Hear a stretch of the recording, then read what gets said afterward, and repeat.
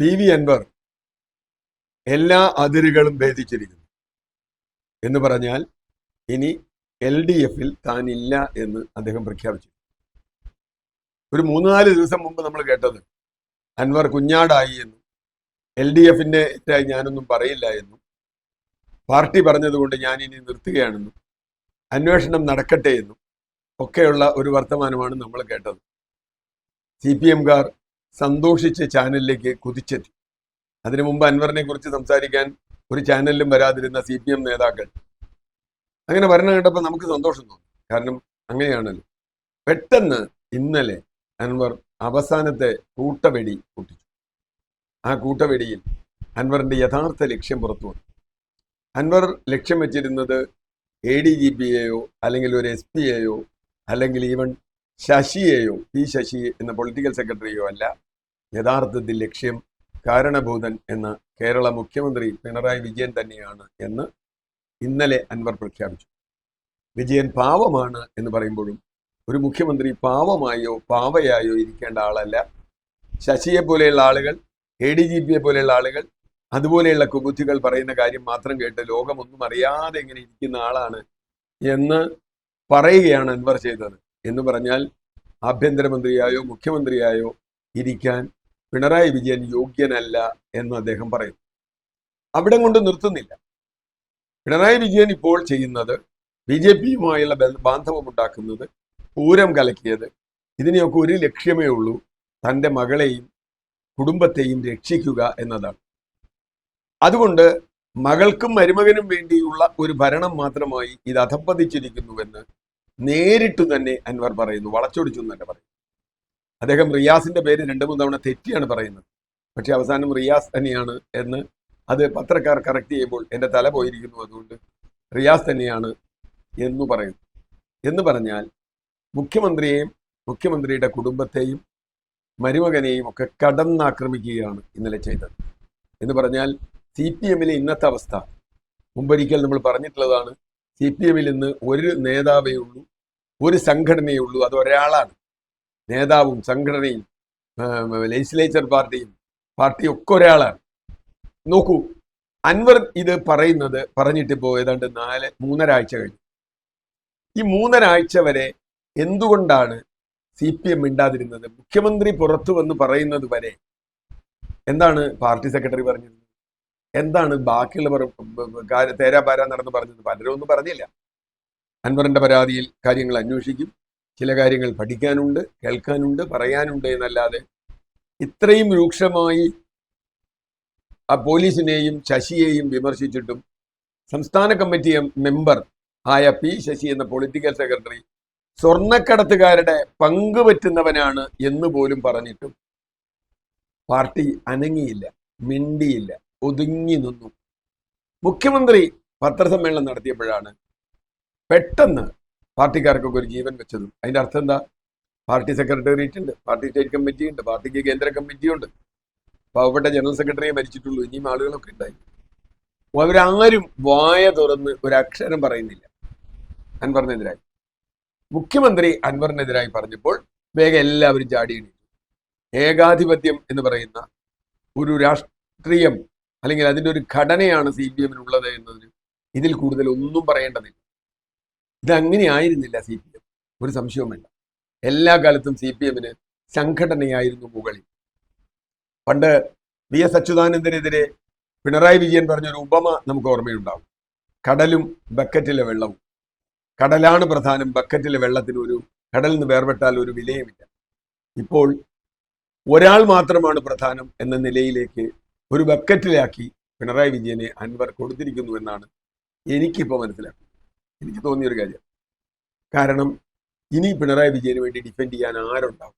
ഇന്നലെ ഇപ്പൊ ദുർബലമായ ശബ്ദത്തിൽ ഗോവിന്ദമാഷ് എന്തോ പറഞ്ഞു. അതിലും ദുർബലമായ ശബ്ദത്തിൽ അൻവറിന്റെ ഏറ്റവും അടുത്ത പാർട്ടിയിലെ സഹകാരി എന്നറിയപ്പെടുന്ന വിജയരാഘവൻ എന്തോ പറഞ്ഞു. അത്രേ ഉള്ളൂ, വേറൊന്നുമില്ല. ഞങ്ങൾ നോക്കും, ഞങ്ങൾ കാണും, ഞങ്ങൾ അങ്ങനെ ചെയ്യും, ഇങ്ങനെ ചെയ്യും. ഞാൻ LDF-ൽ ഇല്ല, ഇനി പാർലമെന്ററി പാർട്ടിയിൽ ഇരിക്കില്ല എന്ന് LDF-ന്റെ ഒരു സിറ്റിംഗ് MLA പരസ്യമായി പ്രഖ്യാപിച്ചാൽ മുഖ്യമന്ത്രി തിരിച്ചടിക്കണ്ടേ? പാർട്ടി സെക്രട്ടറി മറുപടി പറയണ്ടേ? അതൊന്നും മറുപടി പറയാതെ ജില്ലാ കമ്മിറ്റിയെ കൊണ്ട് എന്തോ ഒരു പ്രമേയം ജില്ലാ കമ്മിറ്റി പറയുന്നു അൻവർ കള്ളക്കടത്തുകാരുടെ ആളാണ് എന്ന് പറയുന്നത് നമുക്കറിയില്ല, അതൊക്കെ അവർക്ക് തന്നെ അറിയാം. അപ്പൊ ചുരുക്കത്തിൽ CPM-നെയും പിണറായി വിജയനെയും വലിയൊരു പ്രതിസന്ധിയിലാണ് അൻവർ കൊണ്ടെത്തിച്ചിട്ടുള്ളത്. ഈ പ്രതിസന്ധിക്ക് പല മാനങ്ങൾ. ഈ ഗവൺമെന്റ് ശരിയായ രീതിയിലല്ല പോകുന്നത് എന്ന് വിശ്വസിക്കുന്ന വലിയൊരു വിഭാഗം CPM-കാർ കേരളത്തിലുണ്ട്.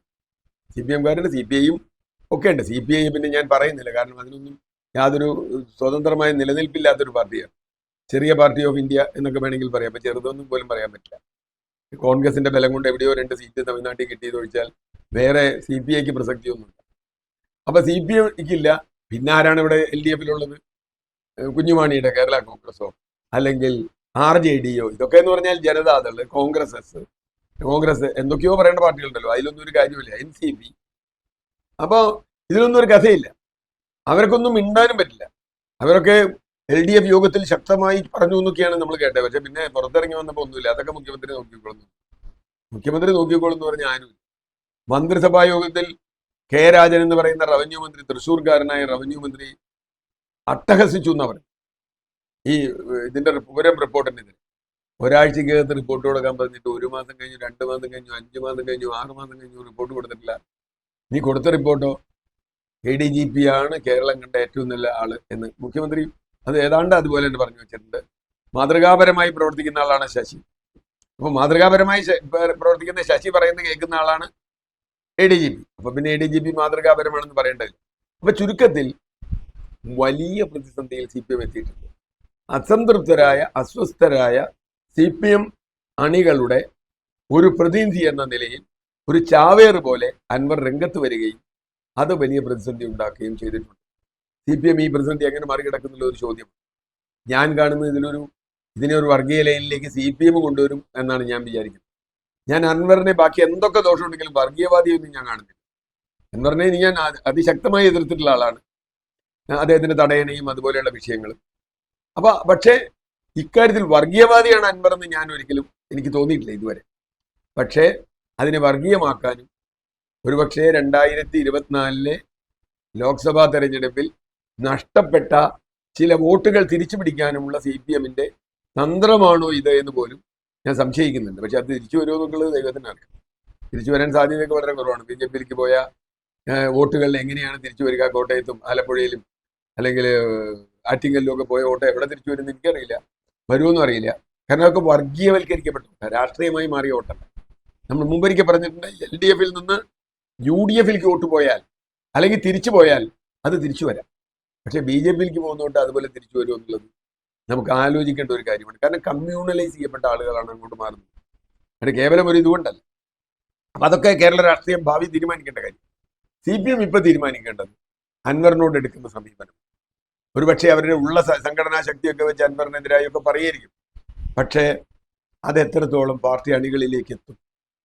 അൻവറിനെ പിന്തുണയ്ക്കുന്നവരാണ് സോഷ്യൽ മീഡിയയിൽ ബഹുഭൂരിപക്ഷവും ഇടത് ഹാൻഡിലുകൾ എന്നാണ് നമ്മൾ കാണുന്നത്. സോഷ്യൽ മീഡിയയിൽ ഇടത് ഹാൻഡിലുകളുടെ വക്താക്കളായി വന്നിട്ടുള്ള ആളുകളൊക്കെ നിൽക്കുകയാണ്. അൻവറിന്റെ സോഷ്യൽ മീഡിയ കൈകാര്യം ചെയ്തിരുന്നത് ഇപ്പൊ ചെയ്യണ്ടോ എന്ന് എനിക്കറിയില്ല. വളരെ കാലം ചെയ്തിരുന്നത് P. മോഹനന്റെ മകനാണ്. P. മോഹനൻ എന്ന് പറയുന്ന CPM-ന്റെ കോഴിക്കോട് ജില്ലാ സെക്രട്ടറിയും മുൻ MLA ലതികയുടെ മകനാണ്. അപ്പൊ അദ്ദേഹം വിട്ടോന്ന് എനിക്കറിയില്ല. എന്ന് പറഞ്ഞാൽ കാര്യങ്ങളുടെ ഒരു ഏതാണ്ട് രൂപം നമുക്ക് മനസ്സിലാവും. അപ്പൊ എങ്ങനെയാണ് ഇത് മുമ്പോട്ട് പോവുക? എങ്ങനെയാണ് CPM ഇതിനെ മറികടക്കുക? പ്രത്യേകിച്ചും പാർട്ടി സമ്മേളനങ്ങളുടെ ഒരു കാലം. പാർട്ടി സമ്മേളനത്തിൽ ചർച്ച ചെയ്യാനും തെറി പറയാനും സംഘർഷമുണ്ടാക്കാനും ഒരുപാട് വിഷയങ്ങൾ വന്നിട്ടുണ്ട്. അതിനെ കമ്മ്യൂണലൈസ് ചെയ്യാൻ, വർഗീയവൽക്കരിക്കാനും ചില ശ്രമങ്ങൾ നടക്കുന്നുണ്ട്. അങ്ങനെ വന്നാൽ അത് CPM-ന്റെ വലിയ നാശത്തിലേക്കാണ് നയിക്കുക. കാരണം കേരളത്തിൽ ഒരു സെക്യുലർ സ്പേസ് എന്ന അർത്ഥത്തിൽ നിലനിൽക്കുന്ന പ്രധാന രാഷ്ട്രീയ പാർട്ടിയായ CPM അത് തന്നെ വർഗീയവൽക്കരിക്കപ്പെട്ടാൽ അത് കേരളത്തിനുണ്ടാക്കുന്ന നാശം ചെറുതായിരിക്കില്ല. അത് ഒരുപക്ഷെ ഒരു പാർട്ടി ജയിക്കുമോ ഇലക്ഷൻ ജയിക്കുമോ എന്നുള്ളതിനൊക്കെ അപ്പുറത്തേക്ക് ഒരു സമൂഹത്തെ ആകെ വർഗീയവൽക്കരിക്കുന്നതിലേക്ക് നയിക്കും എന്നാണ് ഞാൻ ഭയപ്പെടുന്നത്.